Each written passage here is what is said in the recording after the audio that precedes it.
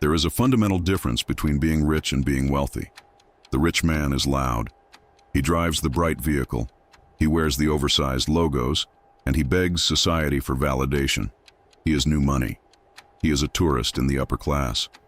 And when the economic winter inevitably arrives, new money freezes.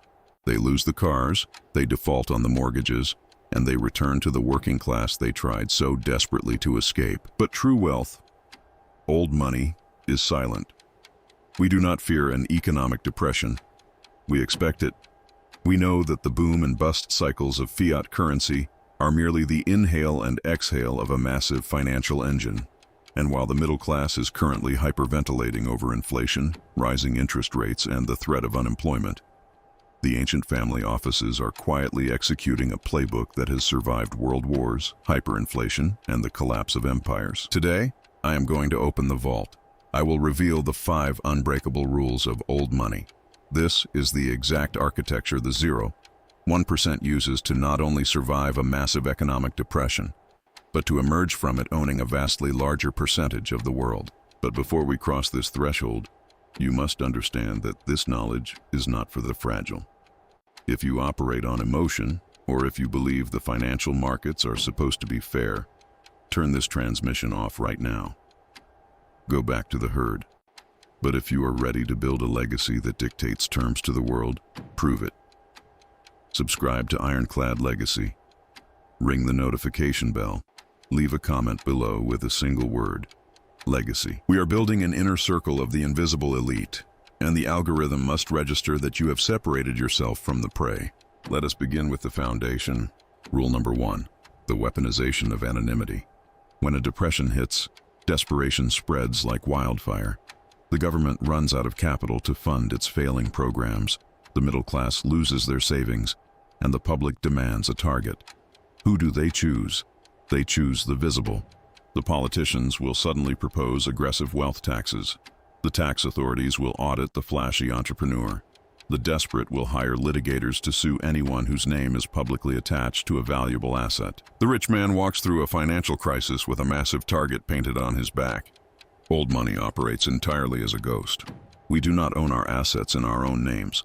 We control them through an impenetrable labyrinth of irrevocable trusts, offshore holding companies, and anonymous LLCs. If you search the public records for the true net worth of the wealthiest families on earth, you will find almost nothing. We own nothing on paper. The trust owns the vast agricultural land. The holding company owns the commercial real estate. The foundation owns the assets. We are merely the unseen beneficiaries of a system we constructed to outlive our own physical bodies. In a depression, visibility is absolute financial destruction. If a creditor, a lawsuit, or a desperate government comes looking for your wealth, they must hit a wall of paper. They must find an entity that is legally completely separate from your physical person. The amateur thinks wealth is about showing off to neighbors who will be bankrupt in a year. The apex predator knows that wealth is about the absolute control of cash-flowing assets with zero personal legal liability. You must start building your legal fortress today. Stop attaching your ego to your property. If you want to survive the coming collapse, you must learn to walk through the financial system without leaving footprints. The amateur investor measures his wealth in fiat currency. He looks at the digital numbers on his banking app and feels a false sense of security. But old money understands that currency is merely a measuring tape, and during a depression, the government stretches that tape until it snaps. They print trillions of unbacked notes to stimulate the falling economy, which inevitably destroys the purchasing power of every dollar you have saved. If your wealth is entirely in paper, an economic depression will turn your paper into ash. To survive and conquer, you must transition your capital into the absolute baseline of human existence. We do not invest in trendy tech startups or speculative digital coins during a crisis. We invest in the choke points of civilization. What does a family still need to consume even when they have lost their jobs? They must eat. They must turn on the lights. They must heat their homes. While the middle class is desperately selling their stocks at a 50% loss, the family offices are quietly acquiring agricultural land, freshwater rights, and energy infrastructure. We buy the physical toll booths of society. If you own the farmland, it does not matter what the stock market does. The world must eat. and they must pay you for the harvest. If you own the logistics centers and the energy grids, the goods must still flow, and the power must still run. You become the owner of an uncancelable subscription.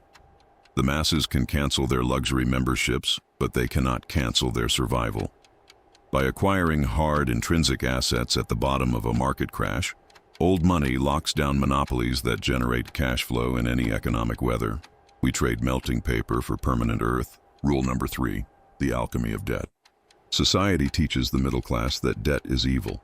They are conditioned to fear it, because the middle class uses debt to purchase liabilities, televisions, vacations, and cars that lose half their value the moment they leave the lot. This type of debt is an anchor that will drag you to the bottom of the ocean during a recession. But in the stratosphere of the 0.1%, debt is not an anchor. It is the engine of empire expansion. During an inflationary depression, the rules of mathematics flip entirely. If you hold cash, you lose. But if you hold fixed-rate debt backed by cash-flowing assets, you win on an unimaginable scale. Let me explain the mechanics of this alchemy. We use the bank's money, other people's money, to acquire the hard assets I just mentioned. We lock in a fixed interest rate. As the government prints money and inflation skyrockets, the real value of the debt we owe evaporates. We borrowed strong dollars yesterday. We bought a tangible asset that appreciates in value, and we pay the bank back with worthless dollars tomorrow. The inflation that destroys the middle class actually pays off our loans for us. Furthermore, we use debt as our ultimate tax shield. If the irrevocable trust owns a commercial real estate portfolio worth $100 million, we do not sell the property to fund our lifestyle. Selling triggers massive capital gains taxes. Instead, we go to our private banks and borrow against the asset. Debt is not classified as income. Therefore, it is entirely tax-free. We live like kings on borrowed money. The underlying assets continue to appreciate faster than the interest rate of the loan. And we bypass the aggressive tax systems designed to keep the working class on the hamster wheel. To master old money, you must learn to use the system's own leverage against it. Rule number 4, the psychology of the predator. An economic depression is an emotional warfare simulation. The media is the primary weapon used to break the psychology of the masses. They will broadcast relentless panic. They will tell you the system is collapsing, that unemployment will reach historic highs, and that you must sell everything and seek shelter. This fear is a carefully engineered frequency. It is designed to make the retail investor capitulate. When a man operates on fear, his logical brain shuts down, and he hands over his assets for a fraction of their true value just to stop the pain of uncertainty. The family office operates in a state of absolute clinical indifference. We do not watch the news to understand the market. We watch the news to gauge the fear level of the prey. When the panic reaches its absolute peak, when institutions are failing and the public is begging for government intervention, that is our signal. That is the moment of maximum financial extraction. We step out of the shadows with the liquidity we have been patiently hoarding, and we execute the great acquisition. We buy the commercial properties, the industrial warehouses, and the debt of over-leveraged businesses for pennies on the dollar. We do not feel pity for the operators who lost everything, because the market is completely neutral. It is simply gravity pulling inefficient capital away from weak hands and placing it into strong hands. You must build a psychological fortress. You must train yourself to feel nothing when the market crashes. While your peers are screaming in panic, you must be quietly reviewing the ledger, calculating exactly which assets are trading below their intrinsic value. You must become the liquidity in a dry market. Rule number 5, ruling from the grave. The final rule is the most important, for without it, everything you build will turn to dust. The greatest threat to your wealth is not a market crash, the government, or inflation. The greatest threat to your wealth is the incompetence of your own descendants. There is an ancient proverb that echoes through the halls of every private bank. Shirt sleeves to shirt sleeves in 3 generations. The first generation builds the empire through discipline and sacrifice. The second generation maintains it because they witnessed the sacrifice. The third generation destroys it because they have only ever known luxury. They are soft. They lack the predator's instinct. Old money prevents this decay by designing a system that rules from the grave. We do not leave our heirs a mountain of cash to squander on vanity projects. We leave them a set of ironclad rules written into the charter of the irrevocable trust. The wealth is caged. It is managed by a strict board of trustees, lawyers, financial architects, and objective operators who have zero emotional attachment to the heirs. If the third generation wants capital, they must present a viable business plan to the board. The trust may buy them a residence, but they are never permitted to sell it. They are beneficiaries, not owners. The capital is protected from their own weakness, from their divorces, and from their potential bankruptcies. You are not building wealth for your next vacation. You are building an architecture that will command respect a century after your name is forgotten. You are building a machine that absorbs the shocks of economic depressions and converts the panic of the masses into generational power. The transition has already begun. The middle class is being systematically erased, pushed into a permanent class of renters who will own nothing and depend entirely on the state. The 1% are currently securing the final pieces of the board. The blueprints are in your hands. The legal fortress, the hard assets, the alchemy of debt, the emotionless execution, and the generational cage. You now see the architecture of the invisible elite. But seeing the board and making the move are two entirely different things. Do not let this transmission be just another piece of digital noise that you consume and forget. Rebuild your structure today. Audit your liabilities. Form your entities. Prepare your liquidity for the coming extraction. The storm is not coming. It is already raining. If you possess the discipline to execute these 5 rules, the next depression will not be your ruin. It will be your coronation. The masses will wake up in a few years, entirely dispossessed, wondering how they played by all the rules and still lost everything. They will blame the politicians, the central banks, and the invisible forces of the market. They will never realize that the game was played on a board they were explicitly taught not to look at. You are no longer blind. You have been given the architect's schematic. But knowledge, uncoupled from ruthless execution, is just another form of poverty. Knowing how the elite build their fortresses does not magically build your own.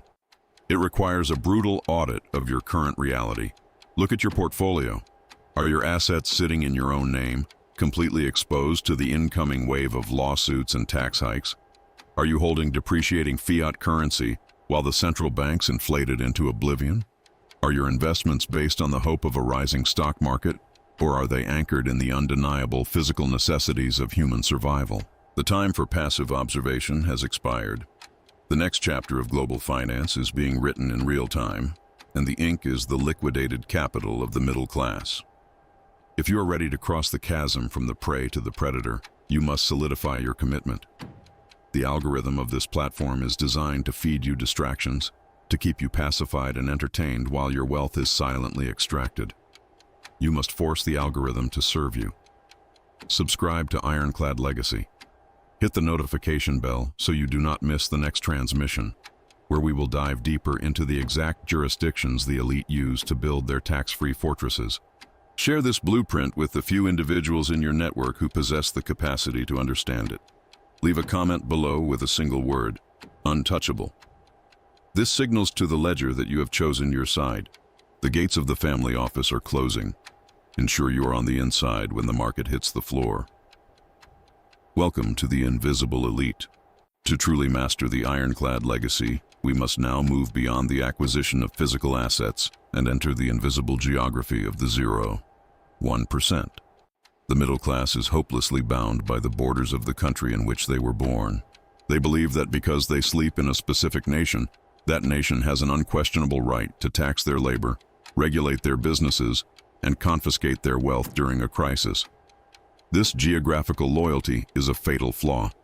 It is a psychological prison designed to keep the tax base trapped while the political class mismanages the economy. The elite do not have a country. We have jurisdictions. We treat the nations of the world not as homelands, but as competing service providers. If a nation wishes to host our capital, it must offer us the optimal conditions: absolute privacy, zero capital gains taxes, and ironclad asset protection laws. If the political winds change and a government becomes hostile to wealth, if they begin whispering about wealth taxes or aggressive redistributions, we do not stay and fight. We do not protest in the streets. We simply move the capital overnight with the stroke of a pen. This is the execution of the flag theory. The apex predator plants different flags in different jurisdictions to ensure that no single government has a complete picture of his empire, let alone the power to seize it. Your first flag is your citizenship. The passport you hold dictates how you are taxed globally. The United States, for example, is one of the only countries on Earth that taxes its citizens based on their passport, regardless of where they live or where the money was earned. It is a financial collar. The 0.1% acquire second and third citizenships through investment programs in neutral countries. We buy passports in jurisdictions that do not tax foreign-sourced income. This creates the ultimate escape hatch. If your home country's economy collapses into hyperinflation and the borders are closed, a second passport is the only key that unlocks the gate. Your second flag is your corporate base. Where are your businesses legally registered? The amateur registers his LLC in his home state, tying his revenue directly to the local tax authority. The family office registers its holding companies in jurisdictions completely devoid of corporate tax. We set up international business companies in places like the Cayman Islands, the British Virgin Islands, or specific tax-neutral zones. The businesses operate globally, generating revenue through the digital economy or international trade, but the profits flow back to a jurisdiction where the tax rate is mathematically zero.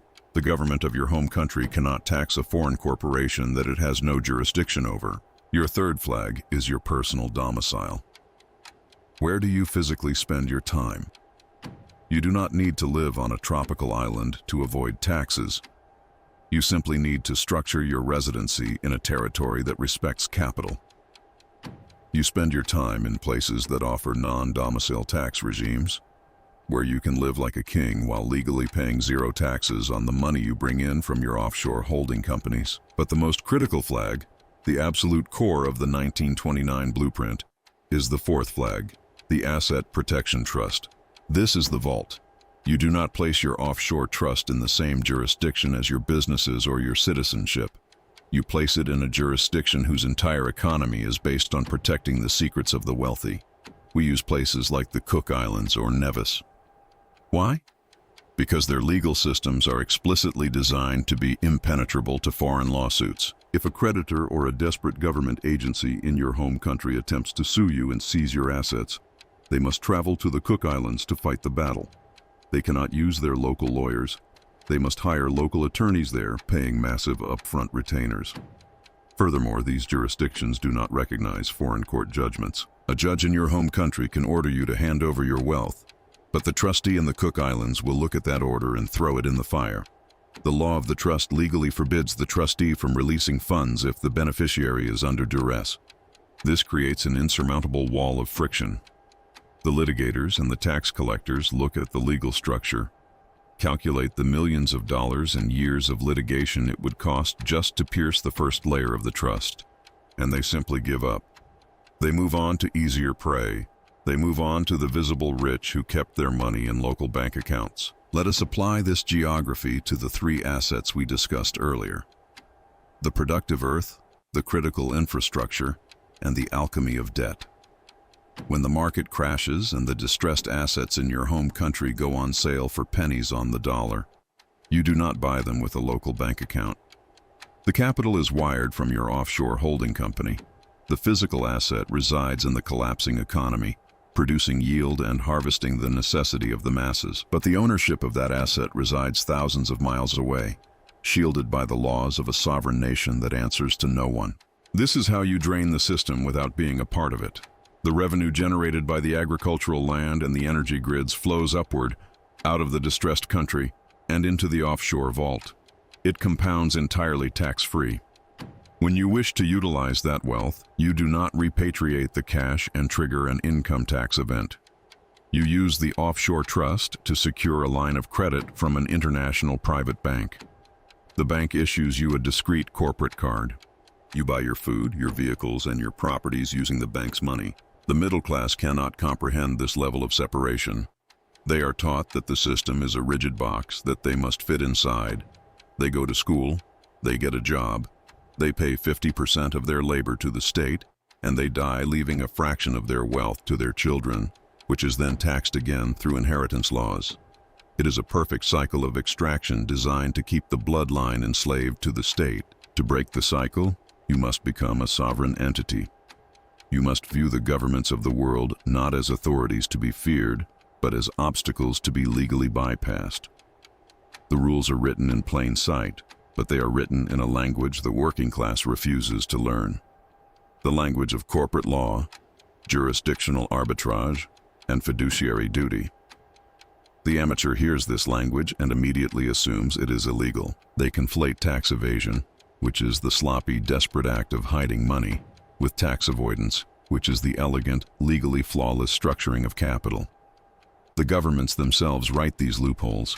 The politicians who publicly condemn the wealthy use the exact same offshore structures to hide their own generational capital.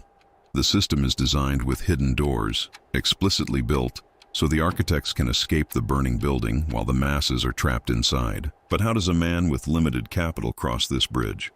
You might be listening to this transmission from a position of disadvantage. You do not yet have the millions required to establish a Cook Islands trust or buy a second passport. The elite want you to believe that this barrier to entry is permanent. It is not. The transition begins in the mind long before it manifests in the ledger. The first step of jurisdictional arbitrage does not cost a single dollar. It requires a violent severing of your emotional attachment to the state. You must stop identifying as a loyal citizen of a failing economy and start operating as the CEO of your own bloodline. When you launch your next business, even if it is a small digital venture, do not default to registering it in your hometown. Research the domestic tax havens within your own country or accessible neighboring jurisdictions. Establish the LLC in a territory that respects corporate privacy. Separate your personal bank accounts from your business accounts entirely. Build the foundational muscle memory of compartmentalization. You are laying the plumbing, you are building the pipes, so that when the capital inevitably flows, when you execute the strategies we discussed and capture the wealth of the desperate during the crash, the architecture is already in place to receive it. If you wait until you are wealthy to build the fortress, the wealth will be confiscated by taxes and litigation before the first brick is laid. We are approaching a critical juncture in human history. The financial collapse we are navigating is not a standard recession. It is a controlled demolition. The central banks are intentionally imploding the fiat system to introduce the final cage, central bank digital currencies or CBDCs. This is the ultimate weapon of the visible economy. When physical cash is systematically eliminated and every transaction is forced onto a programmable government ledger, the middle class will lose their final illusion of freedom. The state will have the power to dictate exactly what you can buy, where you can travel, and when your digital money expires. If you speak against the accepted political narrative, your digital wallet will simply be turned off. It is absolute frictionless tyranny masquerading as convenience. The public will accept it because it will be rolled out during the absolute bottom of the depression, disguised as a universal basic income bailout. They will trade their sovereignty for a digital meal ticket. This is why the acquisition of hard assets and the establishment of offshore, untouchable entities is no longer just a wealth-building strategy. It is the only strategy for absolute human sovereignty. You cannot fight a programmable currency with digital complaints. You fight it by owning the physical reality it attempts to control. The central banks can program a digital token, but they cannot program a fertile acre of soil.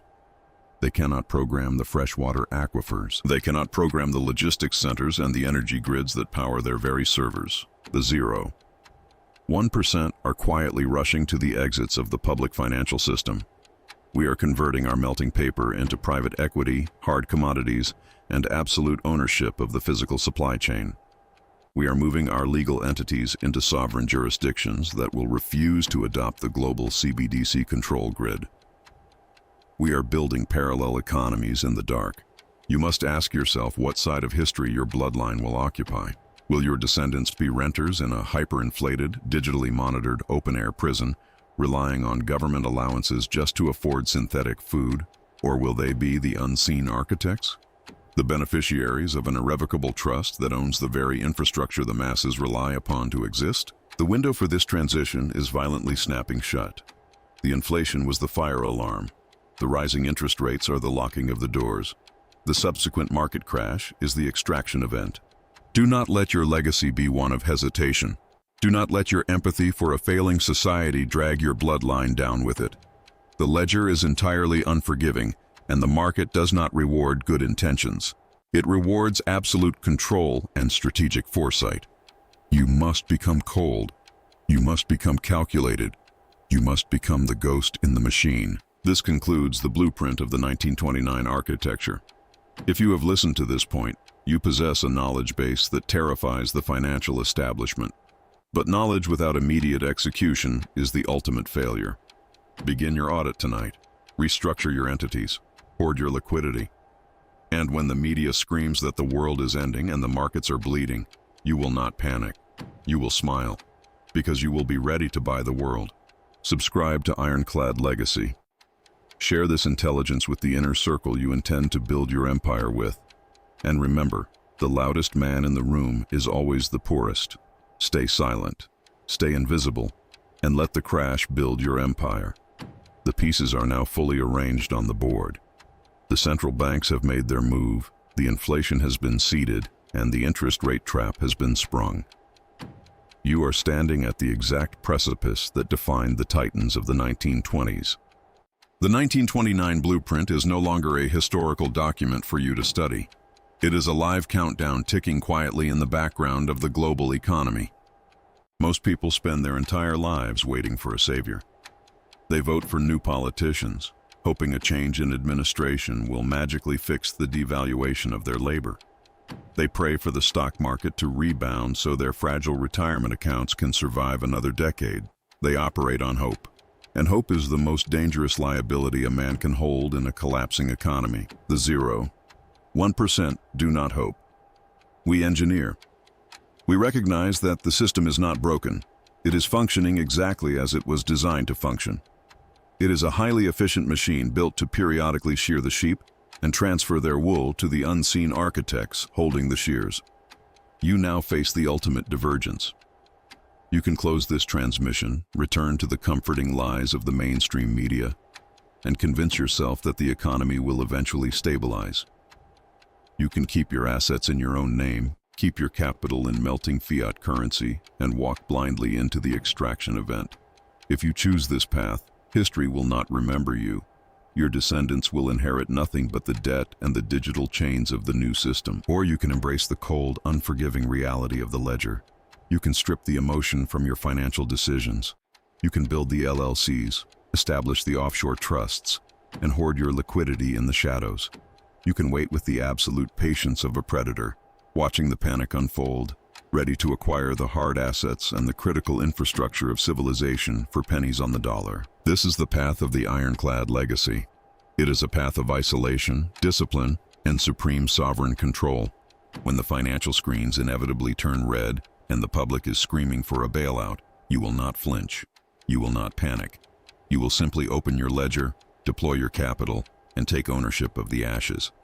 If your mind is made up and your bloodline is ready to transition from the rented class to the ruling class, cement your place in the inner circle. Subscribe to the channel. Ring the bell so you do not miss the tactical updates as this economic winter deepens. And for the final time in this transmission, prove to the algorithm that you have detached from the herd. Leave a comment below with a single word: Apex. The great wealth transfer is not a future event. It is happening right now. Choose your side of the board. Build your fortress. And above all else, remain invisible.